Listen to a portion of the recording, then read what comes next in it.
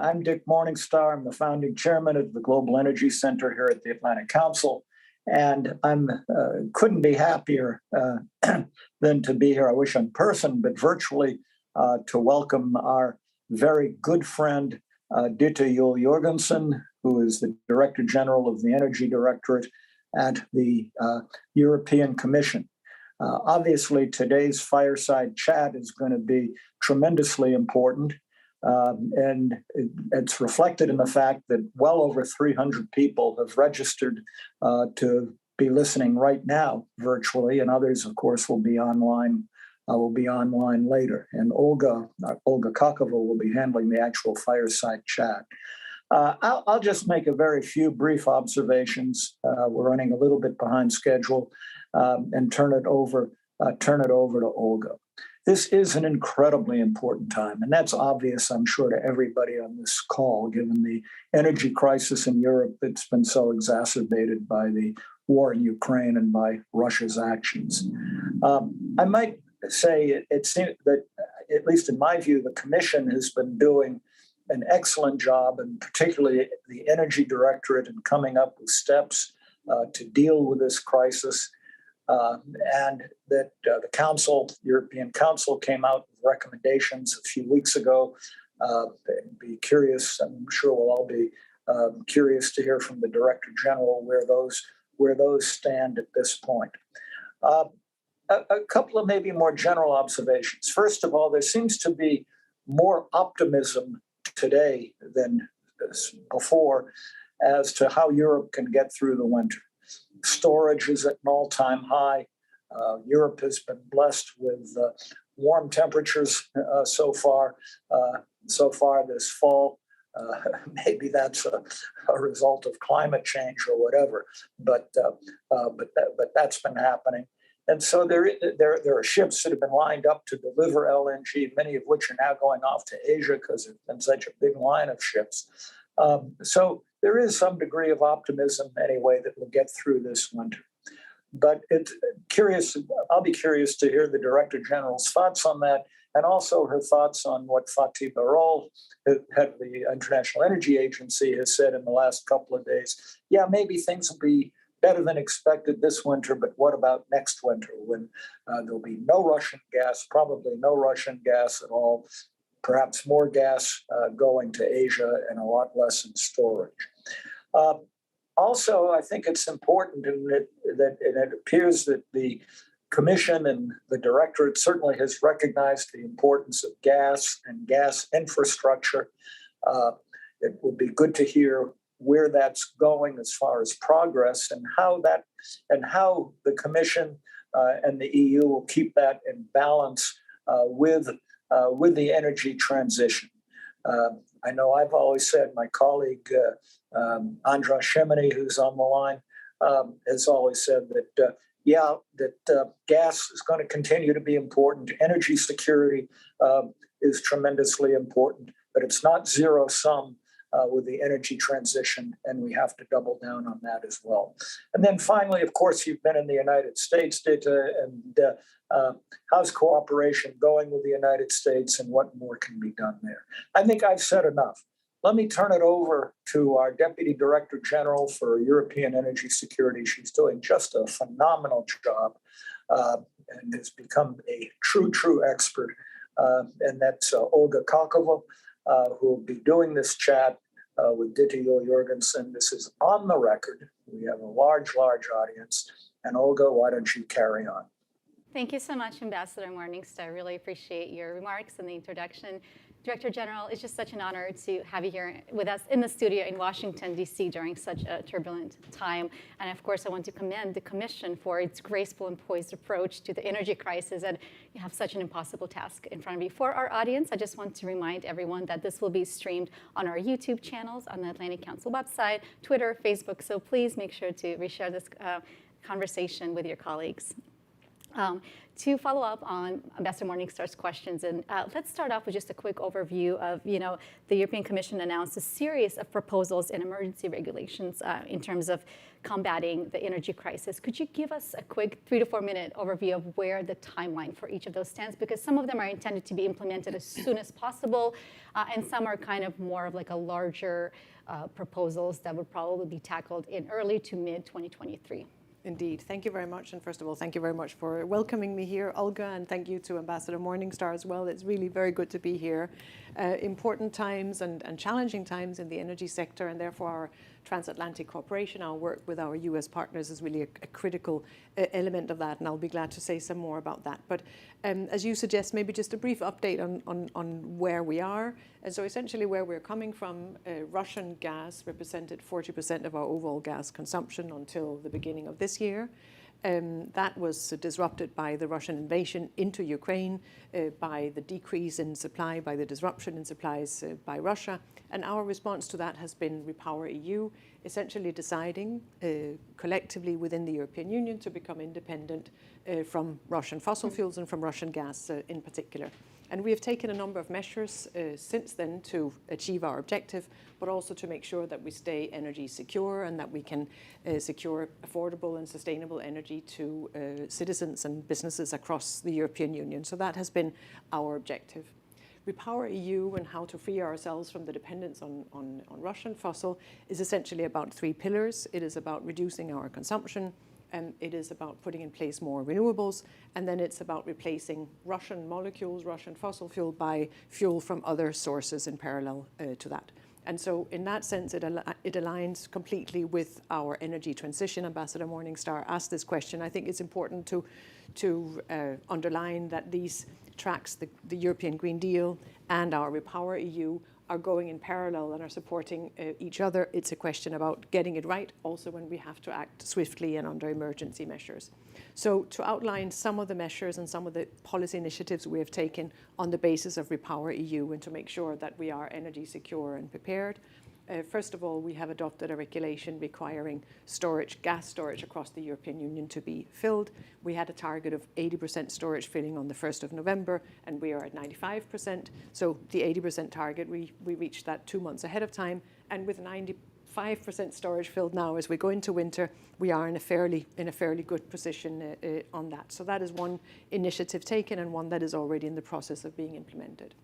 Then we have, as you said, introduced some emergency measures under the specific emergency legal basis, which is essentially measures that are temporary in nature, that can be adopted and implemented swiftly to respond to the emergency we're in.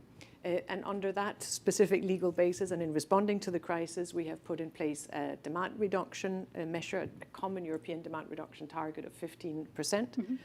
Together with a plan for how do we best do that without harming our competitiveness and our industrial output. How do we protect critical sectors and keep our economy going and our jobs growing despite the energy crisis. That was adopted very, very swiftly by Council and is already being implemented. And we see quite a significant demand reduction, 15% on average across the European Union. So we're on track there, but we do need to do more as we go into the winter.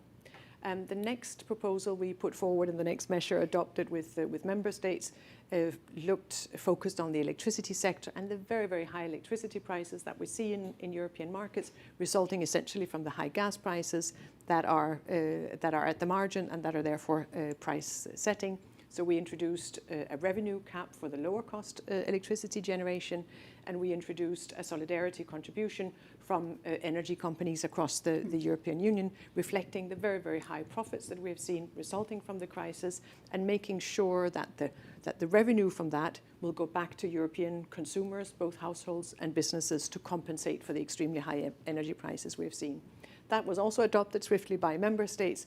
That has entered into force, or will enter into force shortly, and is in the process of being implemented from the 1st of December. And then the most recent proposal builds on what we have achieved so far, and really looks into this coming winter to look at what are the instruments we need to strengthen to make sure we are ready for a winter that will be challenging in energy terms. And this latest proposal builds on 3 elements. The first element is security of supply and solidarity across the European Union. We already have a security of supply framework in place, and we have an agreement among all member states. We have a legal obligation among all member states to show solidarity, to help each other if there are shortages in terms of gas supplies. And what our proposal does is to make sure that the solidarity mechanisms are fully operational immediately if we go into a further crisis and if there are shortages in all or part of Europe. The second element looks at how markets function and prices. We have seen quite extreme levels of volatility in our gas markets. We have seen some significant spikes. And so what we're doing here, what we're suggesting here is, first of all, to ensure more market surveillance, really looking into the market with our financial regulator and with our energy regulator, seeing is there something wrong, is there manipulation, are there factors that we need to address.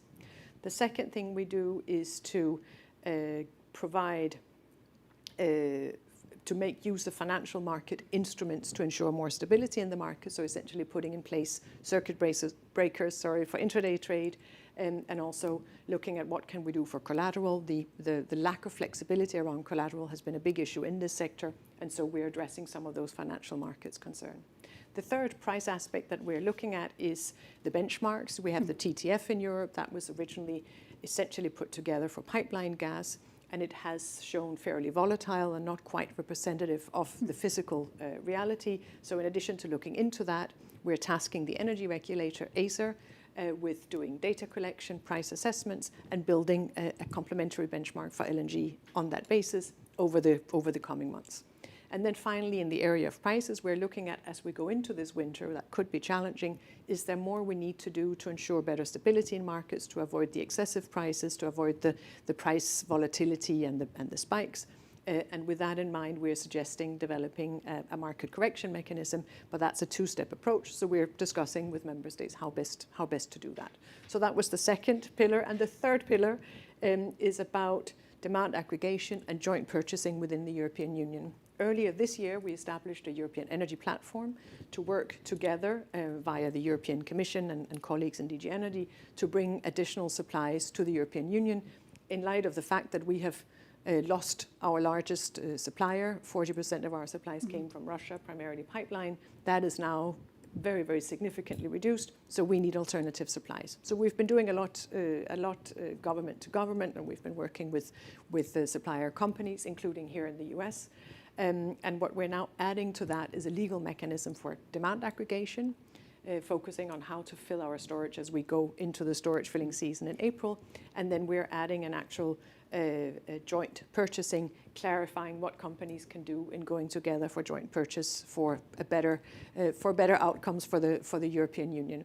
And that was discussed, as Ambassador Morningstar also referred to at the level of European heads of state and government on the 20th of October.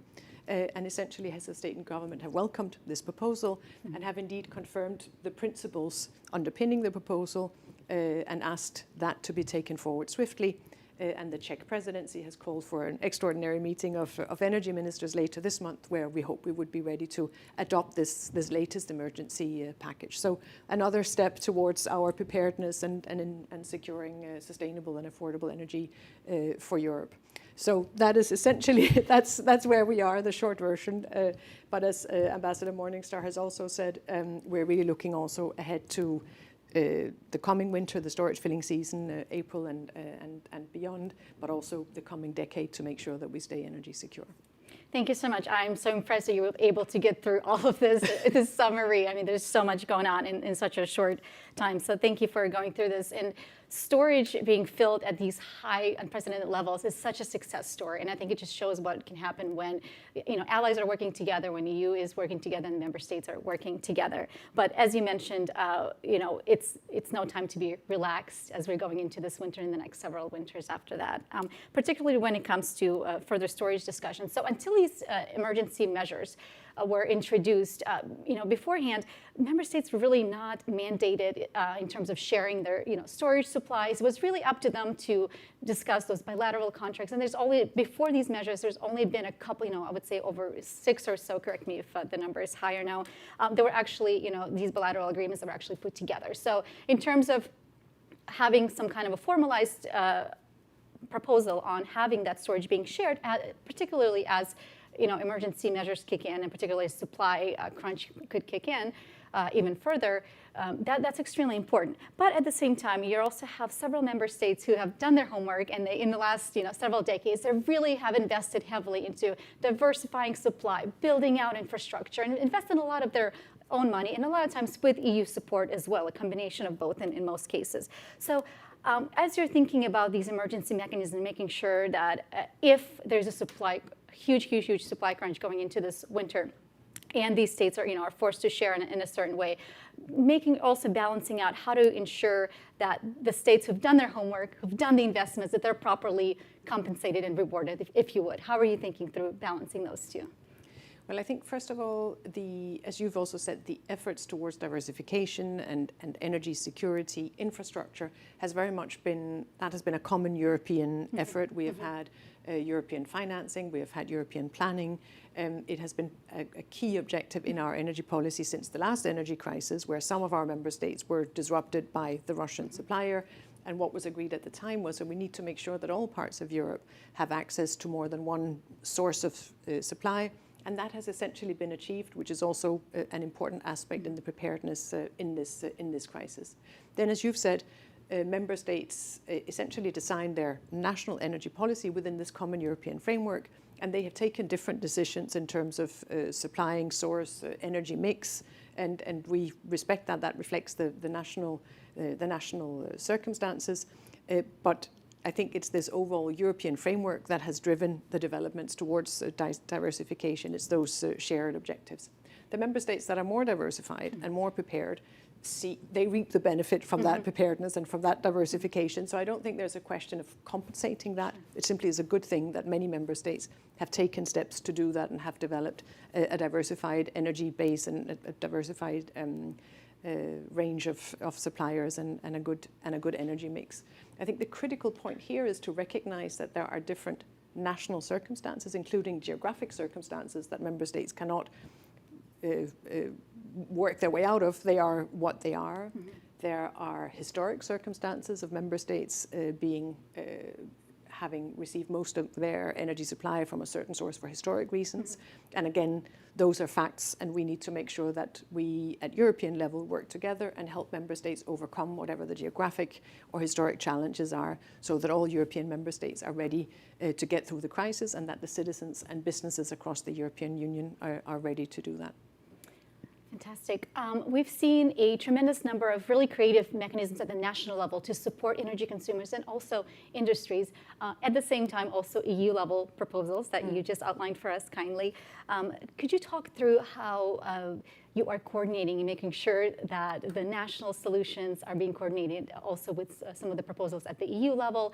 And of course, also thinking about opportunities for more targeted support, if you think that there's more value in that, perhaps for households or perhaps for industries that could utilize that more or are struggling more than perhaps some of the other households or industries during this time. And could you talk about maybe some areas of tension, perhaps from some countries have greater resources in being able to support their citizens, their industries, versus some countries with more constrained resources and they can only do so much? Yes, I would be glad to address that. We started in addressing the price crisis in October last year, when prices were already going up. And what we did at European level was we put together a toolbox, essentially providing instruments that member states could use or not, or to use some of at national level to help consumers in this high price environment. And that toolbox has been used very effectively by member states. All member states have made use of it in different ways depending on their national circumstances. So that was the first common European framework. Then, with the further development of the crisis, we have continued to establish instruments. I mentioned the gas demand saving, but also the interventions into the electricity market, the revenue cap to decouple essentially the impact of the high gas prices on the electricity prices of consumers. So again, an important European framework that helps ensure that financing is brought together as a result of these European measures that can help that can help member states compensate consumers, both household and businesses. In terms of what member states do and can do at national level, there are different rules depending on whether we're talking about households or businesses. Any support to households, any compensation to households, that is essentially national mechanisms. We have encouraged member states to compensate households, and as I said, created the instruments to do that in relation to electricity prices. And in that context, we have provided guidance or established principles together with member states to look at how do we make sure that we maintain the incentives for demand reduction, because demand reduction is necessary in the current energy crisis, but also making sure that vulnerable households and households in general do not suffer from the high energy prices. So to find that balance between having the right incentives in place, but also addressing the very, very high prices.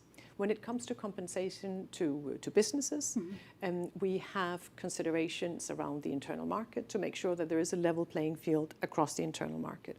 And for that, we have rules around state aid control. And because of the crisis, we have put in place a specific temporary crisis framework to address that, to provide guidance to member states on how do you help, how do you compensate businesses, but how do you do it in a way that respects the internal market and ensures a level playing field.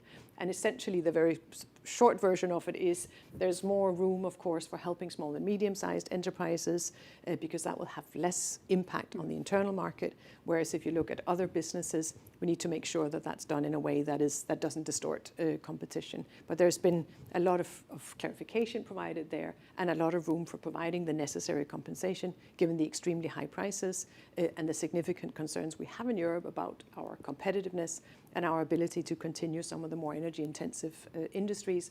And I think that concern is a shared transatlantic concern. I think our economy, our jobs, our investments into the US and the US companies investing in Europe are common interests that we've also, of course, discussed with the US administration.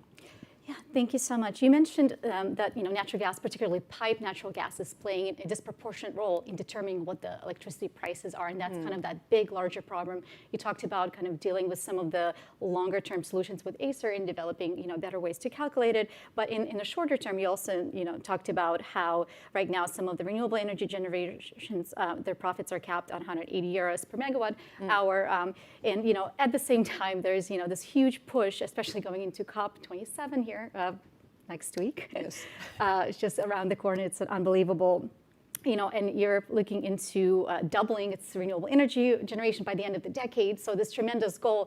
How do you balance the two objectives, making sure that investors are still encouraged to invest in renewable energy generation, that they are provided with enough certainty as they're making these decisions, that they're not driven away from Europe into other regions, that they're made whole, at the same time, like you said, addressing that disproportionate way, the way the electricity prices are being calculated. So I'd love to hear, especially as due to high interest rates, it is a lot more expensive right now to build larger scale projects. Thank you. That's a very, very good point. And essentially the way we approach these emergency measures we take is we've established certain basic principles that will have to be respected for everything we do, even when we have to act swiftly and in an emergency. So we want to make sure that everything we do aligns with our green transition, with our objectives to more renewables, more energy efficiency in our work. So whichever way we design it, we have to make sure that that is aligned. We also make sure that the emergency measures we design are consistent with our internal market. I've just mentioned that. This is a critical part both of our energy system, but also of the European economy and of the European Union as a whole. Then, of course, we want to make sure that our emergency measures, are well targeted, that they achieve the objective they are designed to achieve. And we want to make sure that none of the measures increase demand for natural gas or for energy, because that would be counterproductive. And then, of course, we want to make sure that these measures do not put at risk our security of supply. So those are some of the most important principles that underpin all of these emergency measures, and they provide good guidance to do things in the right way. And so, in other words, the incentives and the predictability for investments into renewable, that is necessary for the Green Deal, for the green energy transition, and we have to make sure that also our emergency measures do not question that or create uncertainty for investors in as regards renewable energy or green investments more generally. This is particularly relevant, I think, in relation to the revenue cap we introduced for the lower cost electricity generation. And I think the level of €180 that we have set at that revenue cap maintains a very, very significant margin. So that 180 is way above what anyone had expected. No investor would have thought that we would be at 180. And so there's still a very significant incentive and a high level of predictability around that. The other way we are doing that in relation to electricity prices and those incentives is as we are looking at our electricity market design, looking at a more structural clarification or improvements to the electricity market design. Obviously, the predictability, the investor certainty, and the incentives for investments into renewables are really at the center of that agenda, together with the need to address the high price environment we're in and to alleviate the burden on consumers. Thank you. IEA just recently mentioned that this crisis is actually spurring some of the green energy investments. In your perspective, do you think that this is going to be a jolt to accelerate the energy transition, or do you think that we should look at this as a bit of a setback? I think it is what we've seen so far and what the IEA analysis confirms is essentially that this is a welcome nudge, a welcome jolt to the green investments, and very much an incentive to accelerate our renewable rollout and to accelerate our investments into energy efficiency. What we've tried to do at the European Union level is, as part of REPower, to update some of the already ambitious targets we have. So we are upgrading the targets for renewables for 2030. We are upgrading the targets for energy efficiency for 2030. And we're updating targets for photovoltaic on rooftops. We have suggested enhanced strengthened rules for permitting to simplify renewables permitting processes across the European Union. So we've taken a number of regulatory steps to further push that process. But of course, the security of supply issues and the high prices already provide a very, very significant incentive for those investments and for accelerating the integration of green technology into our energy sector. In terms of protecting these investments and thinking kind of in broader terms, and we're starting to get some really good questions from the audience. I encourage everyone else to submit your questions because we want to make sure we'll leave a few minutes towards the end to address those. But in terms of looking at overall threats, just because we don't have enough crisis going on at the same time, right? You know, there's also been the sabotage of the Nord Stream 1, Nord Stream 2 pipelines. Everything is pointing to Russia, but we still don't have 100% final, answer that is who responsible. But all the evidence, everything is pointing that Russia is behind these attacks. Kind of looking at overall protection of EU's infrastructure and greater European infrastructure, could you talk through how Commission is thinking through it and some of the new measures that have been introduced in response to kind of getting ahead of preventing any future both kinetic and cybersecurity attacks? And this actually addresses one of the questions that we got from the audience. Yeah. No, the protection of critical infrastructure is an element of our security and energy security that has very much come to the forefront with the recent sabotage on Nord Stream 1 and 2 in the Baltic Sea, which happened, by the way, at exactly the same day that the Baltic pipeline transporting gas from Norway to Poland via Denmark. It was exactly the day that was being being inaugurated. So an interesting day for European energy.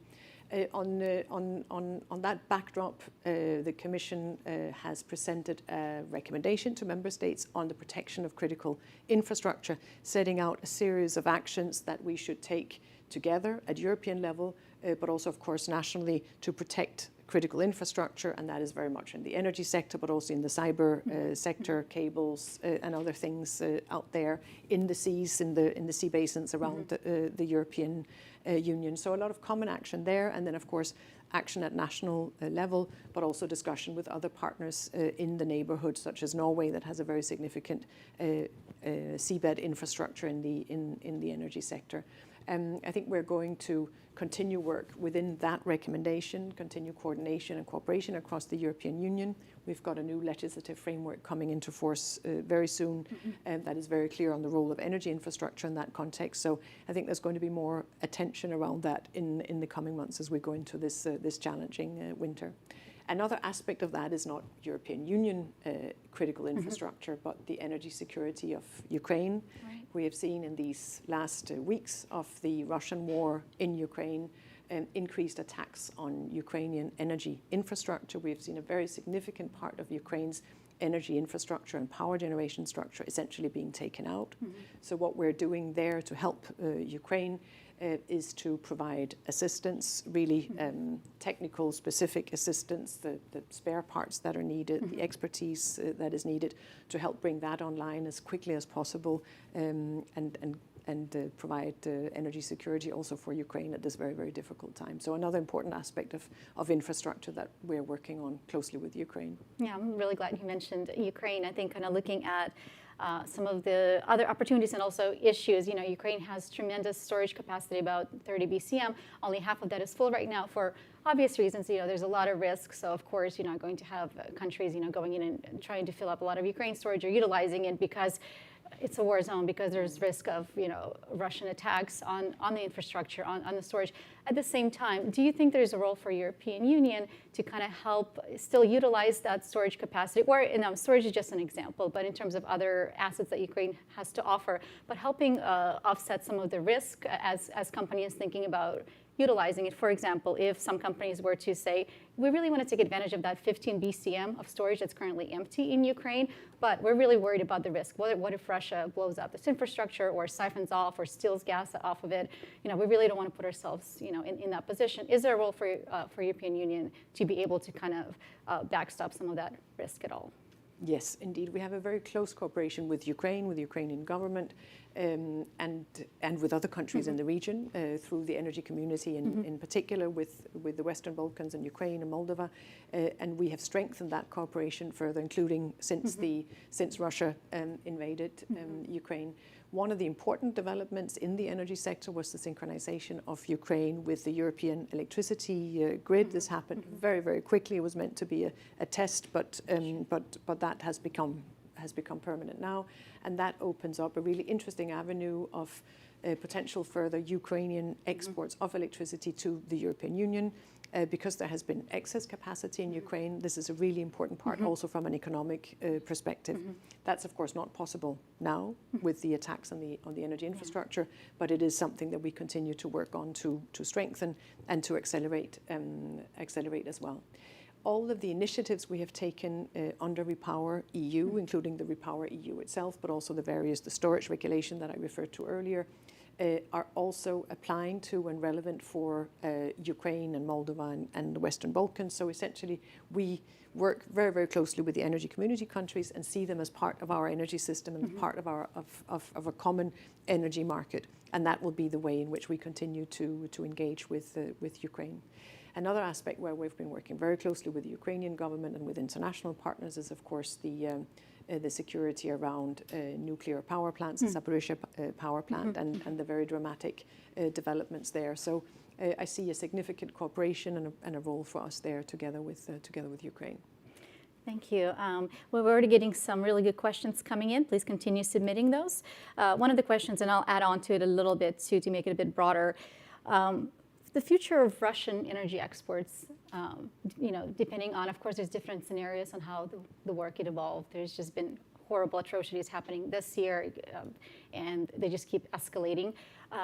Even if the war is over in the next couple of months, which seems to be extremely unlikely, could you let us know, do you envision Europe going back to Russian oil and gas in some capacity, small capacity, medium capacity, or is Europe done with Russian energy sources?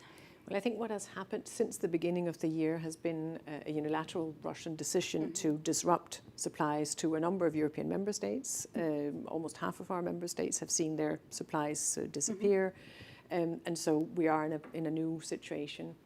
Our immediate response to that was the Repower EU plan that was presented already in March, so fairly quickly after the Russian invasion into Ukraine, where European heads of state and government supported this objective of becoming independent from Russian energy supplies within a fairly limited period of time. So that strategic objective is established. It is supported across the European Union by the 27 heads of state and government, and so that is a path we have set out for ourselves. I think developments since then have confirmed that direction, and I think what many would have thought impossible just a few years ago, is actually we are in a fairly good place going into this winter with more challenges ahead, but we have done a lot to prepare that. And again, with the help of and in very close cooperation with partners, not least the US under our strategic energy partnership and the task force we established early in the year. Fantastic. Let's pivot to oil, if that's okay. Yeah. December 5th is right around the corner, and that's the deadline for the seaborne oil to be banned across Europe, but also price caps. Yeah. There's been some additional information around how the price caps will be implemented. I'd love to hear your thoughts on what kind of implications on the global energy markets this will have.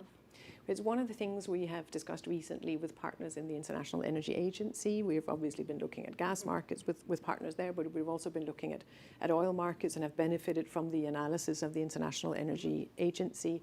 I think there's still a lot of unknowns in terms of how will markets react, how will prices respond to that.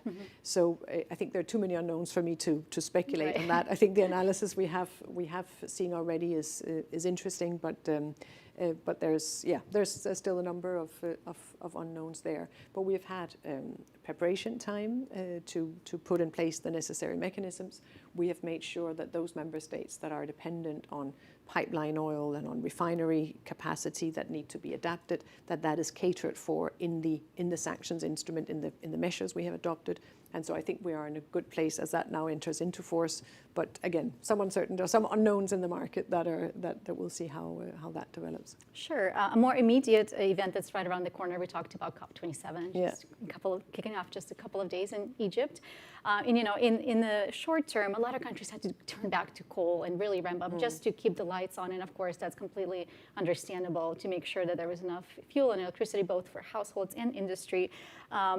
Keeping this kind of emergency year in mind, what are you hopeful about going into this COP this year?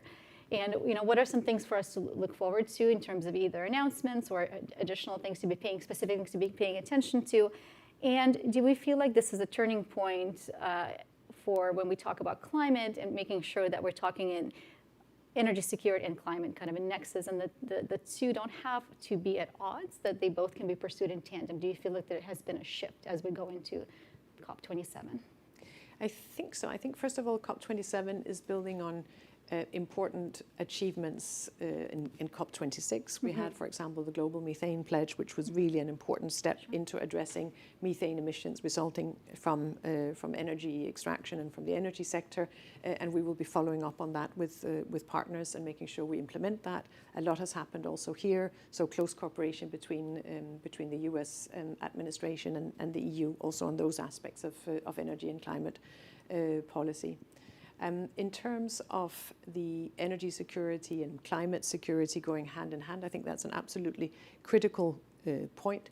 And as we talked about earlier, the two agendas are the response, the solutions, the instruments to address that double crisis are well aligned, and we can, I think, find approaches to these challenges that really bring us in the right direction, also in relation to climate. I think one aspect of that is the fact that both of these crises are global crises. We are impacted in Europe specifically because it has been our gas supply in particular that has been taken out of the mix. But the global market has lost a very significant amount of molecules, essentially, that have been taken out of the global markets, and so global markets are impacted. And I think it's important that we are aware of and work closely with partners across the world in ensuring energy security and functioning global markets, not just for us in the European Union or in our neighborhood, but really globally. One way of becoming more energy secure and more resilient is indeed the energy transition and bringing in higher shares of local renewables, if you will, into our energy system. So that is what we are doing, but I think that's also where we have a role in working with partners, investing with partners, sharing some of our knowledge or technology with partners to achieve the best results in terms of the energy transition. Again, not just in the European Union, but really at a global level. What we see here is a significant interest and close cooperation with partners, for example, in the Mediterranean, so on our southern borders, both in terms of increased renewable generation from photovoltaic as the most obvious example, but also in terms of hydrogen partnerships based on those increased levels of renewable electricity generation there. So I think there's really scope for some interesting and useful partnerships that benefits everyone. Excellent. Well, we are unfortunately running out of time. I wanted to provide an opportunity for a 30-second closing statement, if there's anything else that you would like to mention today. Well, just to thank you very much for having invited me. It's really been very nice to talk to you here. And I think an important time also in the transatlantic cooperation and the transatlantic relations. We have been working so closely with US partners, both on the government side and on the business side, since the beginning of the year, and have really benefited from common work and from common engagement towards security, both energy security but also climate security. So we look forward to continuing that. Thank you. One message that's been clear is that we cannot solve these challenges unilaterally. So just really wonderful to have you here, and having you take the time to come out to Washington in such a busy time. Really appreciate having you here. It's been an honor. And thank you to our digital audience for joining us today. The recording will be available once again on the Atlantic Council website, on our YouTube channel, Facebook, Twitter, and just across social media. Director General, it's just been a tremendous pleasure. And I also want to thank our amazing team at the Atlantic Council here and the delegation for making this happen. Patty, Elena, Rebecca, Jackson, and Graham. This would not be possible without this amazing team here. And please share this recording with your colleagues. And Director General, it's been a pleasure. Thank you. Thank you very much, Olga, for your time. Thank you.